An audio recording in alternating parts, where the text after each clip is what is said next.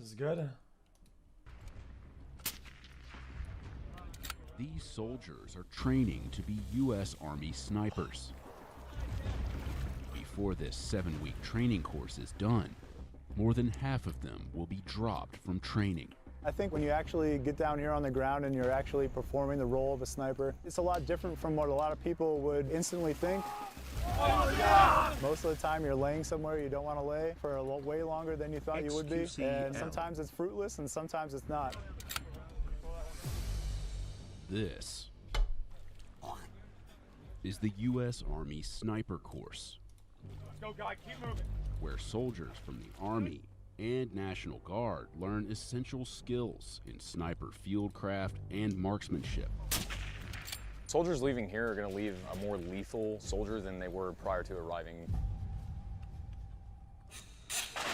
There are more than 2,000 snipers currently serving in the U.S. Army.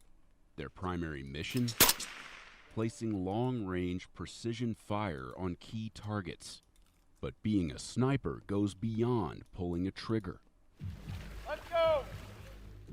Insider spent 2 days at the U.S. Army Sniper Course at Fort Benning, observing different classes at various stages of training, including marksmanship, range estimation, target detection, and stalks.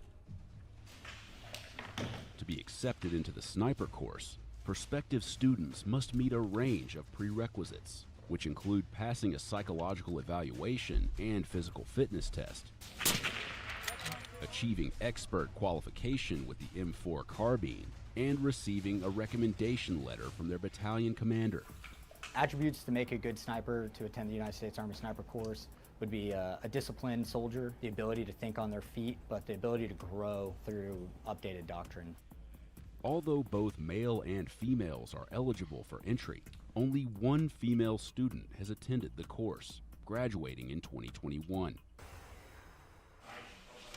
Training is split into 2 categories: fieldcraft and marksmanship. All right, 5 minutes of dry fire begins now.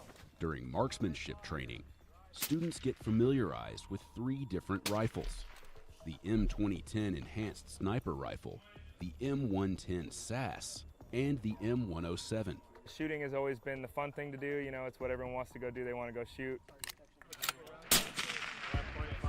Working in pairs, students learn to hit targets from 600 to 1,100 meters away, alternating between the shooter and spotter positions. All right, so you're gonna dial 5.4. Before participating in graded events, the soldiers spend time on the range gathering and confirming dope, or data on previous engagements, which includes temperature, altitude, humidity, and even the weight and velocity of their ammunition. Give me a 7.8 elevation. This data informs the shooters of how to adjust their rifles in order to hit their targets in any situation. Order the target, stand by for wind. Students also have to account for wind and how to properly read it on the path to their target. Left point 2. All right, go to the target. So basically, they're just looking for the wind, what the elements are doing around them, and then giving wind calls based off that. Left point 3. Students use a unit of measurement called milliradians, or mils, represented by the hash marks inside the shooter's scope, to determine the wind's effect on their shot. Left point 7. Left point 7. Left point 7. So they're just telling them to hold 0.5 left or 0.2 left, and it's actually going inside their reticle. Those are all bad wind calls on my part. Yeah, very bad. Like opposite direction in what you need to be calling the wind bad. They have several opportunities to practice reading wind and gather dope with the M2010 ahead of their first graded record fire, which takes place during week 3. I think this is the part of sniper school that everyone really likes that come here, because they get to shoot, shoot, shoot, and you don't get to do this a lot in a normal Army world. Point 8. I personally love it. That's why I came to sniper school. I love shooting. It's the most time that I've ever gotten on the gun, so it's definitely good practice. Target's up. Face. Walk. Wind becomes an even bigger factor during movers training, where students practice firing at moving targets. When you go down range, your targetry, i.e. the enemy, doesn't typically want to stay in one spot when you start shooting at them. So this helps them get into the right mindset and get them the tools and techniques so they can engage those targets effectively. Working in pairs, students fire at moving targets ranging from 200 to 600 meters away and have 2 minutes to move between firing positions. With wind and shit. 1 mil. I got 1. Yeah, that's what I got too. Shooters measure the target's speed in mils and must factor in their movement when determining where to aim their shot. Lead's going to be 0.8. Wind's moving from right to left. So they're calling out those numeric values in mils based on what they should be holding left, right of the target as it moves across the range. What'd you hold? 1.2.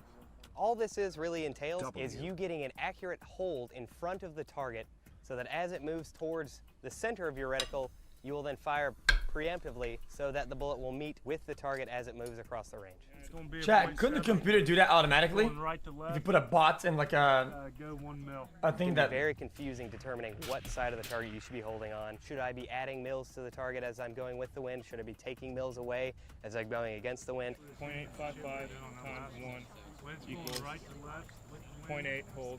Your shooter and the spotter both need to be talking. They both need to be talking about where the wind's coming from and trying to come up with those numbers in their heads, so that makes it a little bit easier to do that fast math in your head. What are you going to go, 0.6 here now? Yeah, left 0.5, left 0.6. As we start to go deeper and deeper into the training, they get better at it, and we almost have a 100% pass rate with movers. So when you have a magazine in, you're going to want to settle it a little low. Although roughly 50% of the sniper course involves firing weapons, marksmanship isn't the sole focus of training. A sniper's secondary mission is to collect and report battlefield information, but 9 times out of 10, that's the mission you're going to end up doing. In order to collect battlefield information That's undetected, students must master a wide array of fieldcraft skills, starting with how to properly construct a ghillie suit. you're like a journalist. Ghillie suits are a type of camouflage clothing that snipers use to blend in with their environment. We use natural vegetation as well. We tie that into our suit and it helps us to blend in with whatever environment we could potentially be working in. Students bring their own ghillie suits to the sniper course, which are usually constructed using an old uniform. There's seriously no rules to it. Anything you want, the sky's the limit, and it's honestly up to the user. To help achieve that blending effect, netting and artificial camouflage, like jute, a fibrous plant-based material, are used to break up the wearer's silhouette. You might want to try to extend this some here to break up this straight line. Their ghillie suits are inspected at least 3 times while at the course. We do a 360 inspection, ensuring that there are points that generally get blown out, such as the crotch of the pants, armpits, elbows, stuff like that. Those high wear and tear areas are reinforced, they're sewn down, they're glued. The ghillie suit's constructed with a lot of blood, sweat, and tears. It's not fun. You're just sewing through all your areas that could potentially rip, taking a lot of time with really, really thick needles and yarn and a lot of glue. So I have probably 8 to 10 hours worth into my ghillie suit now, including all of the sewing and everything, and I'd say that it's probably around a 7 out of 10, but there's always more you can do to it. If constructed properly, a ghillie suit can last a sniper their entire career, so durability is key. And it'll get put to the test during an event known as the ghillie wash. Hurry up, you. Get on your back. The ghillie wash serves 2 purposes: to season and add color to the students' ghillie suits, and to test the suit's durability under pressure. They know it's coming. Everybody who comes to the school talks about it, and they all know kind of what to expect. Students start off by crawling and rolling across various terrains, including pavement, gravel, and sand, before getting sprayed by a fire hose, which adds weight to their ghillie suits. We incorporate exercises to make sure that they don't have any kind of tearing in seams and stuff like that.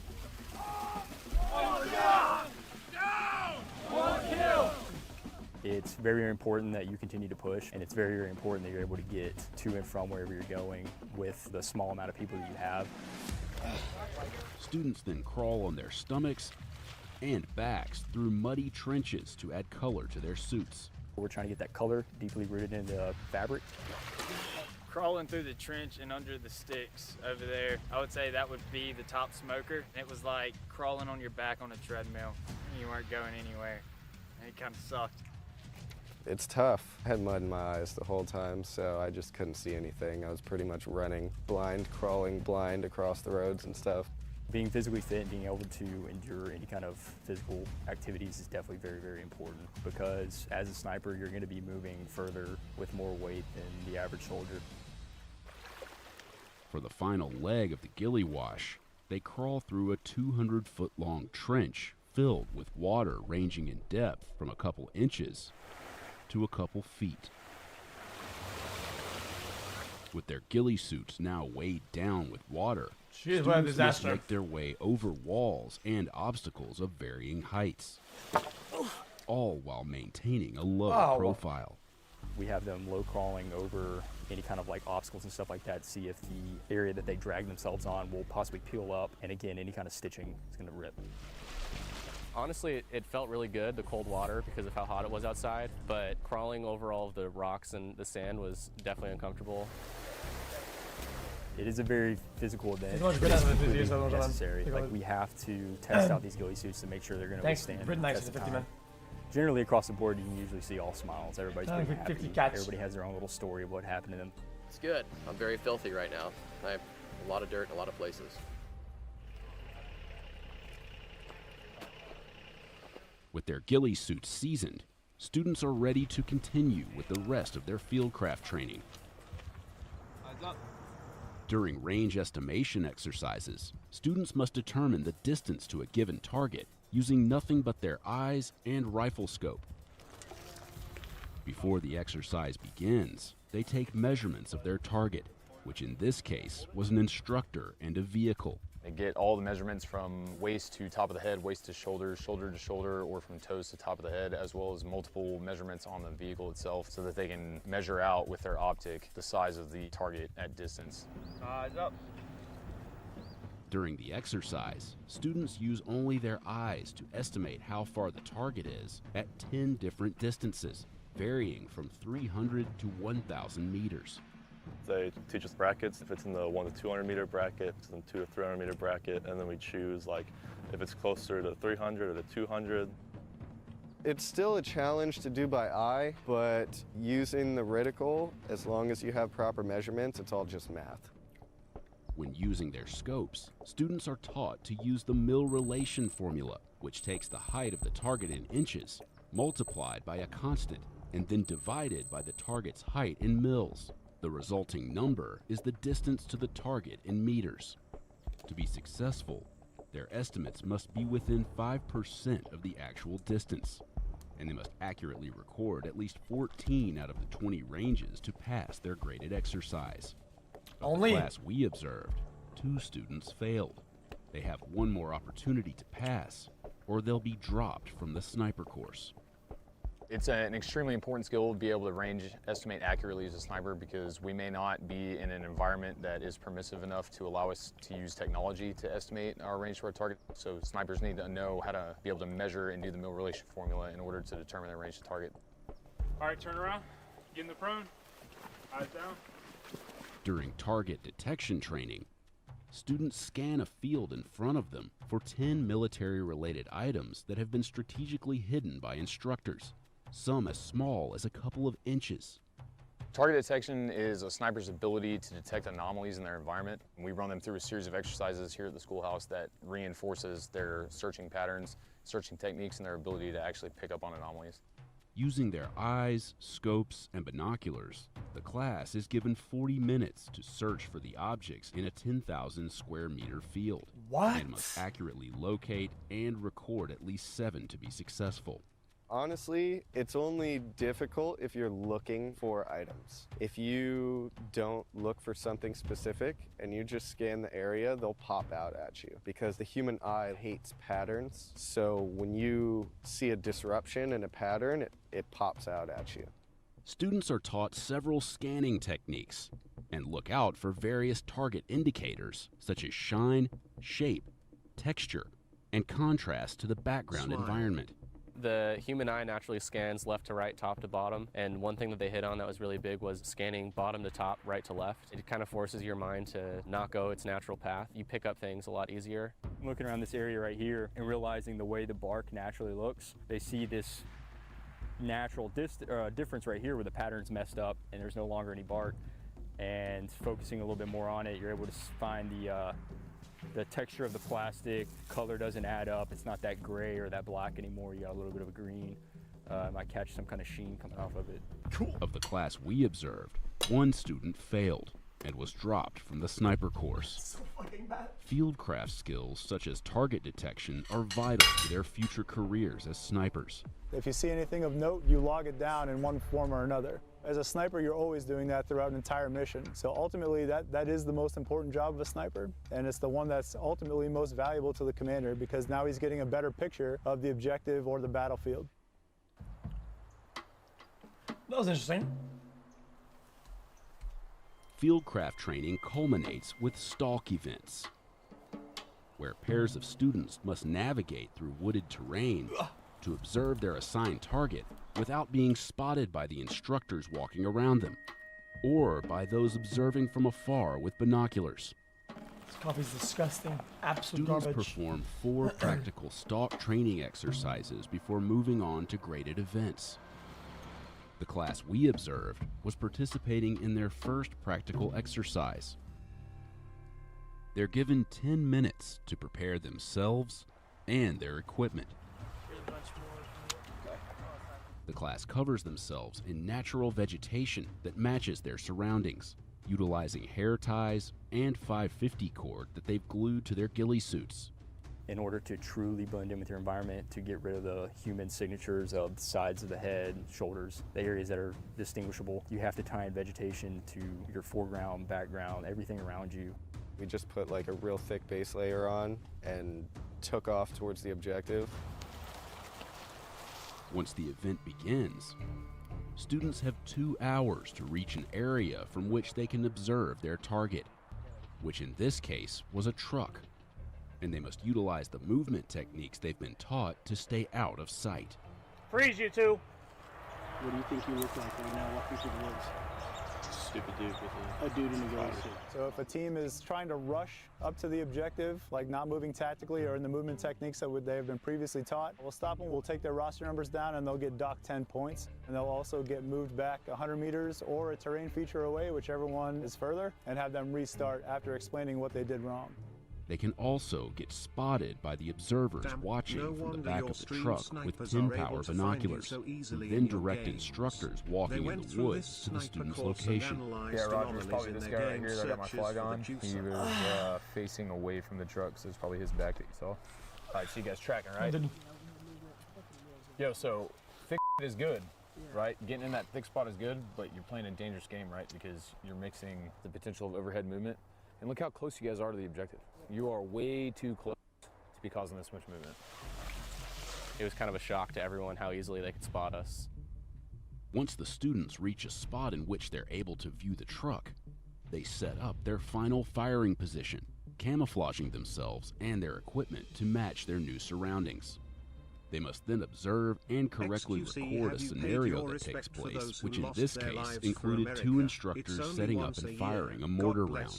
They're annotating and formulating what they observed into what we call a salute report, as well as generating a call for fire request. I don't think so. The When's students that? then have to accurately identify 2 letters held up by the observers on the back of the truck. Letter is up. Letter is up on time. Shooter, you got an ID?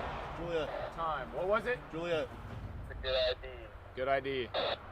But in order to pass the exercise, the students must evade detection by the observers scanning for them, which can be easier said than done. So I've got apex of the triangle on top of the spotter's head. You guys are standing in the open with the sun on your back, right? That naturally is going to cast shadow or catch glint off your optic. You were able to observe the scenario, and you both PID'd the letter. That's good. That's really good. That's what we want, but none of that matters if you guys are able to be seen. By the end of the practical exercise we observed, none of the participating students received a passing grade. I think a lot of them went in with maybe a little bit too much confidence, and they thought, well, it looks pretty thick, so I'm sure they won't see me. The problem is the instructors that work here currently, they have a lot of experience, both real world and here at the schoolhouse. It's a challenge. It was pretty frustrating, but at the end of the day, like, I think that I'm more motivated now than before because I know that I need to improve on things. So I definitely have things I need to focus on to get better, but I'm excited to do the next rep. 0. This class will have 3 more practical stalk exercises before starting their graded events, of which they'll have 3 opportunities to pass.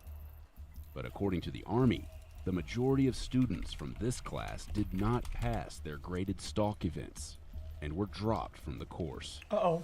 Sergeant Terry. On average, just 47% of the 288 students who are accepted to the sniper course each year end up graduating. Those who are able to successfully complete the course will go on to teach the skills they've learned to the junior soldiers in their unit. That's a weird looking hairline. Deployed into combat as snipers immediately if necessary.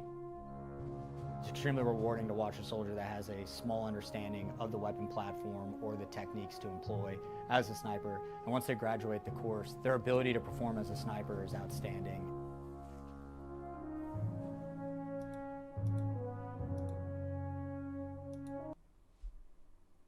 That was interesting. I enjoyed it. Okay, I got Wolfman's and then we're chilling. Subscribe, like, follow, and leave a comment. See how it goes, you know?